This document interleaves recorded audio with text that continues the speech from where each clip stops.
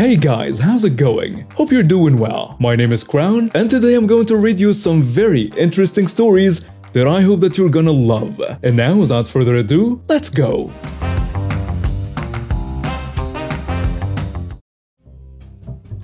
I had my mother-in-law's 2010 car up for sale, and boy did it attract some drama. It all began when I posted a sign at the local post office and a community board at the bank. The sign clearly stated the rules: call to set up a viewing, no holds, cash only, and the first one with cash in hand will be the lucky owner. The car was in impeccable condition, with less than 100,000 miles on the odometer and a history of meticulous maintenance. We had it serviced less than 2 months ago, and I had all the records to prove it. The first takers were Karen and Darren. They called to inquire about the car and asked if they could come over on Sunday afternoon to take a look. I agreed and prepared myself for their visit. On Sunday, they arrived at my doorstep and I greeted them with a friendly smile. We went over the maintenance records and they seemed genuinely interested. After some discussion, they requested to take it for a test drive. Sure, I said, handing them the keys. Feel free to take it for a spin. They returned after a short drive, and that's when things took a curious turn. Is it okay if our buddy takes a look at it too? Darren asked. I hesitated for a moment but then decided to be accommodating. Sure, that's fine. Have your buddy come over. But as fate would have it, their buddy couldn't make it right away. Instead, they asked if he could come over on Monday. I remained cautious and said, have him give me a call. If the car is still available, I'll be happy to show it to him.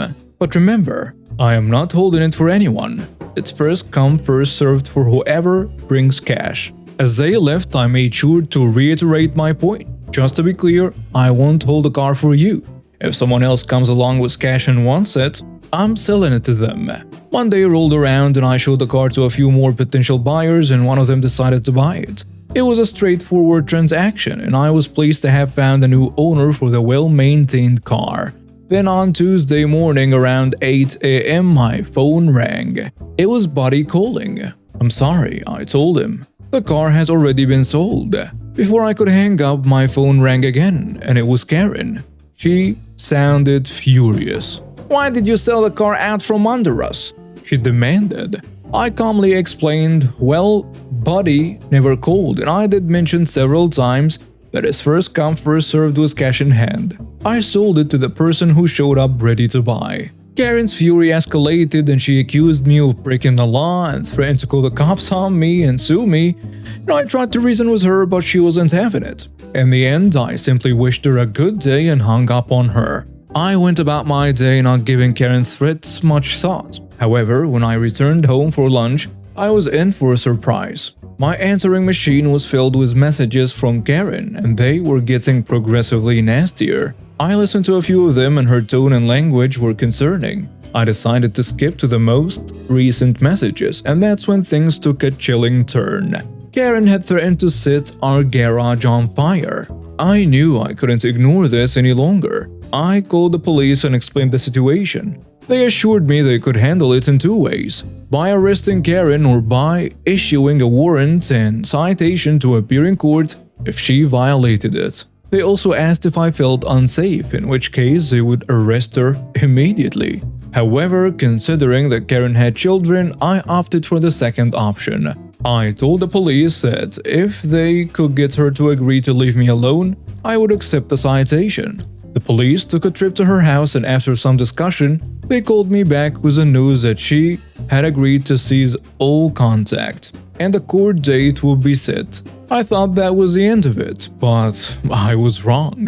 At 2 p.m. I received another message from Karen, this time with an apology. She seemed to regret her previous actions, but I couldn't help but feel skeptical about her sincerity. Still, I hope that this will be the end of the harassment.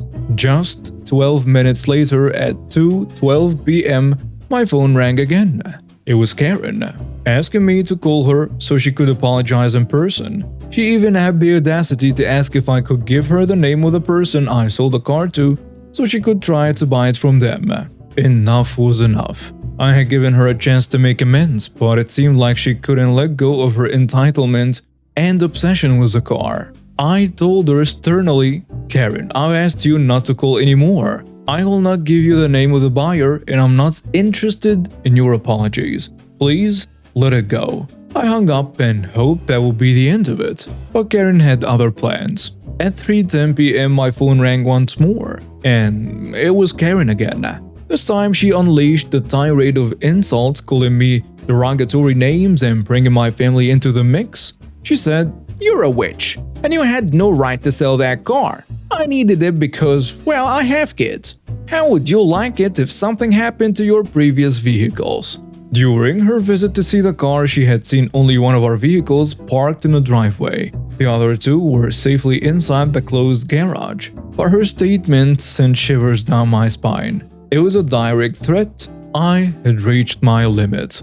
I immediately called the police and explained the situation once more. This time, I was done with warnings and citations. I wanted to ensure my safety and the safety of my family. The police assured me that they would take this seriously. They began working on getting a warrant for Karen's arrest, as her threats and harassment had gone too far. As I waited for the police to take action, I couldn't help but reflect on the absurdity of the situation. It all started with a simple car sale, but it had escalated into a full-blown nightmare because of one entitled individual who couldn't accept the basic rules I had set. Later that evening, the police informed me that they had successfully obtained a warrant for Karen's arrest. They would be taking her into custody soon. I was relieved. I couldn't believe that a seemingly straightforward car sale had turned into such a nightmare. I had followed all the rules and been transferred with Karen and Darren from the very beginning. Still, they couldn't accept that they were not entitled special treatment. Update: she went before a judge at 1 p.m. and Karen was charged with malicious use of a telephone. It's a misdemeanor. She was fined $500, has to have a psychological evaluation within 30 days, and cannot contact me in any way or approach me or my property within 500 feet. Let's hope that this is done. I've got a story that happened to me recently, and you won't believe the audacity of some people. So let me take you back to that sunny day at the pool where everything went down. It all started a few weeks ago when my oldest kid Timmy, who's 14, had a nasty fall off his bike and broke his leg. It was a tough time for our family, seeing him in pain and unable to move around like he used to, so I decided it was high time to lift his spirits and planned a trip to the local pool. Now you might be wondering, why would we go to a pool when my boy had a cast on his leg and was hoppling around on crutches? Well, it's because Timmy loves the water, and I thought it would be great for him to enjoy some normalcy and be with his younger brothers. Plus, we could all use a little fun in the sun. We packed up our swim gear, made sure Timmy's crutches were ready, and headed to the pool. The day was perfect, and I had high hopes that it would be a great experience for my kids. Timmy was excited, and his younger siblings, Bobby and Lisa, couldn't wait to splash around. We arrived at the pool and I set up a spot where I could keep an eye on the kids. Timmy found a comfortable spot by the poolside, and I was ready to relax and watch my children have some fun. Everything was going smoothly until the younger ones started calling out for Timmy to join them in the water. Timmy tried his best to get closer to the pool's edge while still holding on his crutches. He inched his way forward and I was right there beside him, ensuring he was safe. But then out of nowhere, here comes Karen. Yes, a real-life entitled Karen. She walks by, looking us up and down, and then utters a remark loud enough for us to hear. "Who's letting these crippled kids around here? Seriously?" I was shocked. I turned around and said, "Excuse me, what did you just say?" Karen stopped in her tracks, a wicked grin on her face, and repeated, "I said, who's letting these crippled people around here? Do you have a problem with that?" I couldn't believe what I was hearing. I knew Karen's type existed, but encountering one in the flesh was infuriating. I took a deep breath and replied, "You shouldn't say something like this. It's hurtful and disrespectful." Karen, clearly enjoying the confrontation, smirked and retorted, "And what are you gonna do about it?" And before I could respond, she reached out, snatched one of Timmy's crutches, and threw it onto the pool. I watched in shock as it splashed into the water, leaving my son struggling to maintain his balance. Timmy tried to stay upright and I rushed to support him. The younger kids were crying at this point and my blood was boiling. Karen looked at us coldly and said, "Go get it if you want it back." My focus was on Timmy, helping him regain his composure and ensuring that he didn't fall into the pool. But Karen wasn't done yet. Without warning, she shoved both Timmy and me into the pool. The shock of the cold water hit us like a ton of bricks. My maternal instincts kicked in and I struggled to keep Timmy above water while also trying to swim to the edge of the pool. Lifeguards and other pool goers rushed to help us. The younger kids were terrified and I was doing my best to reassure them. Thankfully, with the help of some kind souls, we were pulled out of the pool safely. But the damage was done and my kids were shaking. As this was happening, the security staff at the pool had grabbed hold of Karen, preventing her from making her escape. They held her in place until the police arrived. I made sure my children were okay and then, fueled by anger and a need for payback, I started running toward Karen, who was still in the custody of the security guards. Now, I am not particularly athletic, but when your kids are in danger and someone has just assaulted your injured child, adrenaline kicks in. The security guards tried to block me, but it felt like they were letting me get to Karen, to be honest. I tackled her with all the fury and strength I had left, swinging at her like a mad person. My blows landed and I later learned that I broke her jaw and actually broke one of my fingers as well. I couldn't believe what I was doing, but at that moment I didn't care. Karen had crossed a line that no mother should ever endure. The police arrived shortly after, along with an ambulance for Timmy to check on his leg and for Karen to tend to her injuries, since after I was done with her, she looked like a train wreck. The pool had security cameras and several witnesses had seen the entire ordeal at this point. The camera footage and witness testimonies did the trick, and charges were swiftly pressed against Karen for assaulting a minor, among other things. The police officers handled the situation professionally. However, I was later told that I may have used excessive force defending my child and that some charges could be pressed against me for what I did. Anyways, my kids were safe, and the person responsible for their distress was arrested and in police custody. In the end, it was a day at the pool that turned into a huge mess. My family and I learned that there are good people out there willing to help in times of need, and that sometimes the entitled bullies of the world get a harsh dose of reality. Let me start by saying that I've been living with my fiance's family for 2 years now. We built a life together, and I've always felt like a part of their family. But recently, something happened that made me question my place in this family. I have been dealing with a health issue called POTS. It's a condition that can cause rapid heart rate, high blood pressure, dizziness, fainting, trouble breathing, you name it. It's not something to be taken lightly. And I've even had to make a couple of emergency trips to the ER in the past 4 months, one of them in an ambulance. So you can imagine how this condition affects my daily life.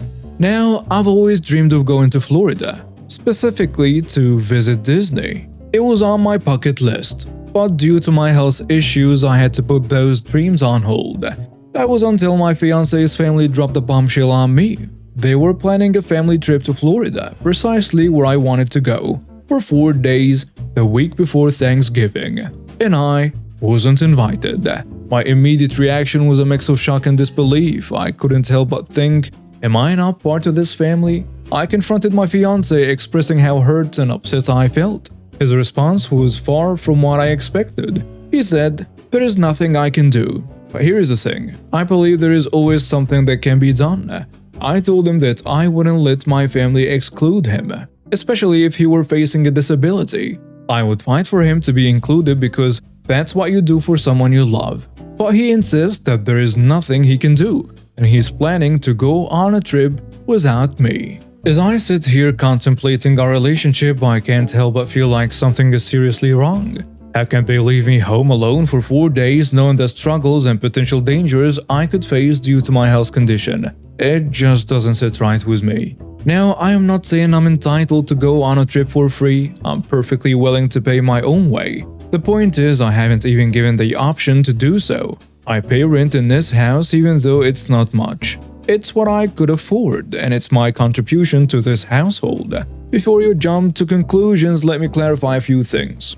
If this trip involves a lot of walking or activities that could trigger my symptoms, I am more than willing to stay back in a hotel room or by the pool to avoid the heat and excessive exertion. I even have a wheelchair that I use to get around when needed, all to keep my heart rate stable and avoid dizziness. Being disabled doesn't mean I can't exist outside my home. It just means I need to be more cautious. I wish I had family or close friends nearby who could help, but that's not the case. When I moved here 2 years ago, my fiancé and I knew that we only had each other to rely on in times of need. It's a tough situation and I understand that. I would never demand that he stays home with me. I've voiced my concerns to him, but I don't expect him to wait on me hand and foot. If there were ever an emergency, he would come back home. What worries me is being left alone for days, not just a few hours. My concern is a possibility of him having to catch an emergency flight home if something were to go wrong with my house. I know my limits and I have no intention of pushing them. I don't expect to be wandering around Disney, I just want to be near him in case of an emergency, rather than waiting for him to scramble for a flight back. It's not that I have an issue with his family wanting to go on a trip and spend quality time with their sons. That's wonderful, and I genuinely understand the importance of family bonding. My main concern is my safety here. What hurts me the most is how this trip is framed as a family trip, yet I don't feel like I'm being treated as a family member, despite being told otherwise. We've been together since 2016 and I'm not a newcomer to their lives. I've invested time and effort into building a life with them, and this situation has left me feeling excluded and hurt. So I decided to seek advice on this subreddit, cause, well, I couldn't help but wonder if my feelings were justified or if I was overreacting. And now some comments on the post. Someone saying, "Not that jerk. Your boyfriend is a jerk for not standing up for you. You should rethink your relationship and if possible be gone when they return." Another commenter added, "I understand that they could have chosen better ways to tell you about this vacation to avoid making you feel excluded, but I do think you might be in the wrong too, because, well, you said it all. Rapid heart rate, high blood pressure, dizziness, fainting, trouble breathing. Mix that with Florida's hot weather, I can imagine you'll be in an ambulance on the way to ER in another state." And now we have reached the end of today's stories. Thank you for watching and see you next time.